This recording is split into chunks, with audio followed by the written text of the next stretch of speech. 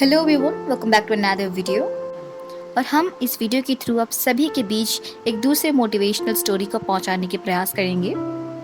और आपने वो कहावत तो सुनी होगी कि एक छोटे से दिए की रोशनी पूरे के पूरे अंधेरे कमरे को रोशन कर सकती है।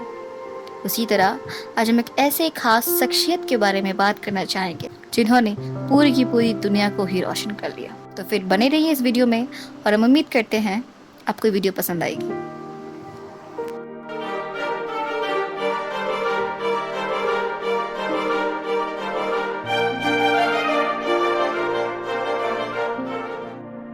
तो कहानी शुरू होती है 1847 अमेरिका में, जहाँ पे एक बच्चे का जन्म होता है। पर शायद तब किसी को ये पता नहीं होगा कि ये बच्चा आगे जाकर अपना और पूरी दुनिया का भविष्य बदलने वाला था।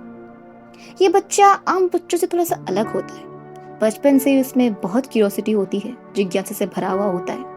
लगभग 7 साल की आयु तक वो आम बच्चों के जैसा होता है, लेकिन उसको हर चीज में वजह जानने की बहुत इच्छुकता होती है कि कोई चीज क्यों डूब जाती है, कोई चीज क्यों उड़ जाती है, कोई चीज क्यों रह जाती है, कोई चीज क्यों बह जाती है। और इन सवालों के जवाब ढूंढने में वो हमेशा अपनी ही दुनिया में खोया हुआ रहता था। एक दफा तो उसने एक अफवाह सुन लिया था कि पंछी इसलिए उड़ती है क्योंकि वो कीड़े मकोड़े खाते हैं। और जब वो अफवाह सुन लेता है तो ये सच है कि झूठ है, इसे जानने के लिए वो प्रयोग करने लगता है। तो दूसरे दिन वो एक पार्क में जाता है, जहाँ से वो ढेर सारे कीड़े मकोड़े को इकट्ठा करके एक जार में बंद कर देता है। फिर उसी कीड़ों का घोंट बनाकर वो अपने एक दोस्त को खिला देता है। और होना क्या था, दोस्त की तबीयत खराब हो जाती है, जिसके चक्कर में उस बच्चे को बहुत गालियां सुननी पड़ती है। परंतु उसकी माँ बहुत अच्छी थी, वो बचपन से ही उसे बहुत सपोर्ट करती थी। फिर इसलिए उसकी माँ ने उसको समझाया और पुनः ऐसी गलती ना दोहराने की वार्निंग भी दी। फिर कुछ दिनों बाद वो बच्चा स्कूल से वापस घर आता है और हाथ में एक चिट्ठी लेकर आता है। अपनी माँ के पास जाता है और कहता है कि माँ, स्कूल ने तुम्हारे लिए एक चिट्ठी भेजी है। फिर उसकी माँ बहुत ही आश्चर्यचकित होकर उस चिट्ठी को खोलती है और उसको ध्यान से पढ़ने लगती है। जैसे जैसे उसकी माँ चिट्ठी की हर एक शब्द को पढ़ना खत्म करती है, वैसे वैसे वो और ज्यादा भावुक होने लगती है। और जब वो पूरी चिट्ठी पढ़ लेती है तब वो रोने लगती है। फिर जब उसकी माँ को रोते हुए वो बच्चा अपनी माँ से प्रश्न करता है कि माँ, ऐसा क्या लिखा है कि तुम इसे रोने लगी, तो उसकी माँ ने उस बच्चे से कहा कि बेटा, तुम अच्छा पढ़ते हो और इतने ज्यादा जीनियस हो कि तुम्हारे स्कूल में ऐसा कोई टीचर है ही नहीं जो तुम्हें पढ़ा सके। इसीलिए स्कूल वालों ने कहा है कि तुम्हें मैं घर में ही पढ़ाऊं, क्योंकि तुम्हारे लायक कोई टीचर वो स्कूल में है ही नहीं। बच्चा सुन के बहुत खुश हो जाता है।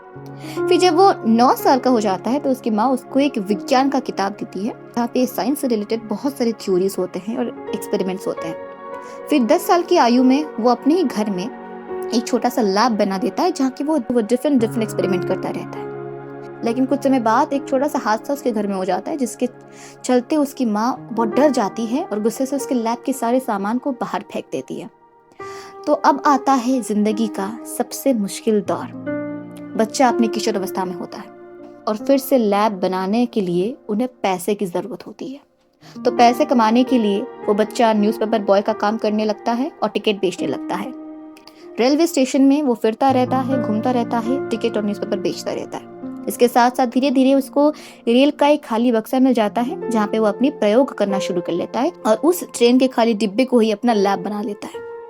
लेकिन फिर से कुछ समय बाद उससे कुछ गलतियां हो जाती हैं, जिस चक्कर में ट्रेन के कुछ डिब्बे जल जाते हैं और फिर एक बहुत बड़ा हादसा बन जाता है। लेकिन शुक्र है कि बाद में सिचुएशन अंडर कंट्रोल हो जाता है। लेकिन वहां पे उसकी हरकतों को देखकर, उसकी गलती को देखकर एक आदमी ने उसको बहुत तेज चमाटा मारा, उसको बहुत तेज थप्पड़ मारा, जिस थप्पड़ की वजह से उसको बहुत तेज सुनाई देने लगा और धीरे धीरे उसकी सुनने की क्षमता जो है वो कमजोर होती जाती है। और इतना सब होने के बावजूद भी उनका दृढ़ संकल्प इतना ज्यादा मजबूत था, उनका आत्मविश्वास इतना ज्यादा मजबूत था कि वो डटे रहे और हार नहीं माने। वो फिर से लग गए अपने अधूरे सपने को पूरे करने के लिए। फिर 15 साल की उम्र में ही उसने अपने ही समाचार पत्रों को प्रिंट किया और बेचना शुरू किया और अपने छोटे मोटे एक्सपेरिमेंट्स को लोगों के सामने पेश करने लगता था। और फिर उस लड़के की जिंदगी में आता है एक बहुत बड़ा ट्विस्ट, जो उसकी जिंदगी को हमेशा के लिए बदलने वाला था।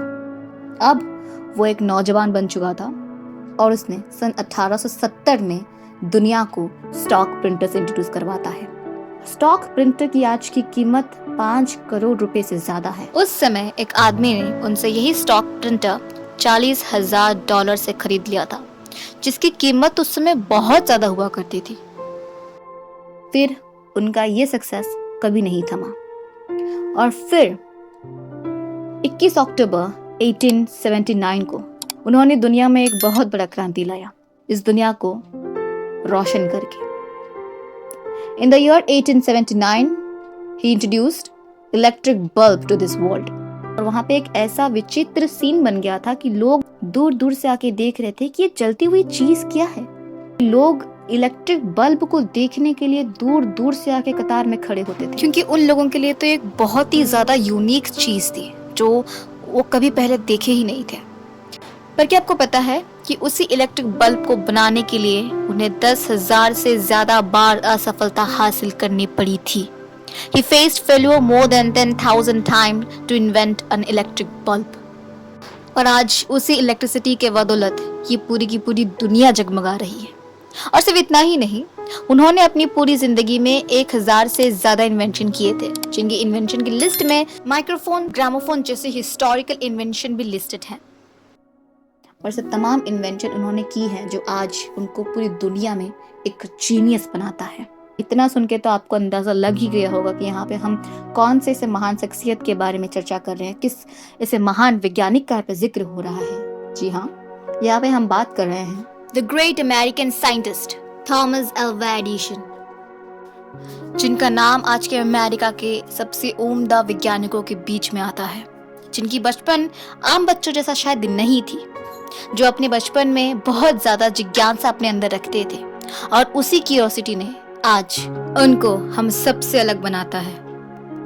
और उनकी इसी सम्मान के लिए उनके देहांत के दिन पूरी की पूरी अमेरिका की इलेक्ट्रिसिटी एक दिन के लिए बंद कर दी गई थी।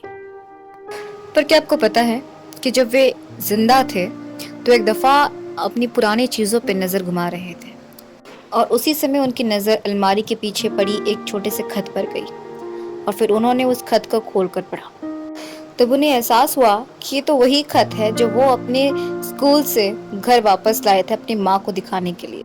फिर जब उन्होंने उस खत को पढ़ा तो उन्हें ये मालूम हुआ कि उनकी माँ ने तो उन्हें झूठ कहा था कि विद्यालय में उन्हें पढ़ाने लायक कोई शिक्षक है ही नहीं, बल्कि खत में तो ये लिखा था कि उनका बच्चा इतना ज़्यादा नासमझ है और बेवकूफ़ है कि उनकी विद्यालय का कोई भी शिक्षक ऐसे बच्चे को पढ़ाने में कोई दिलचस्पी नहीं रखता, तो कृपा करके अपने बच्चे को खुद ही पढ़ाए और घर में पढ़ाए। इतना सुनने के बाद वो भी बहुत भावुक हो गए और उस दिन उन्होंने बहुत रोया था। इसीलिए वह हमेशा अपनी सफलता का श्रेय अपने माँ को ही देते हैं। तो ये थी हमारी आज की स्टोरी। उम्मीद करते हैं कि ये स्टोरी आपकी ज़िंदगी में कुछ ना कुछ पॉजिटिव वाइब्स तो बिल्कुल ऐड की होगी। और ऐसे ही स्टोरीज और ऐसे मोटिवेशनल वीडियोस देखने के लिए सब्सक्राइब कीजिए हमारे चैनल स्टे एम्बोल्डेंड को, और पसंद आए तो लाइक्स एंड शेयर भी करिएगा।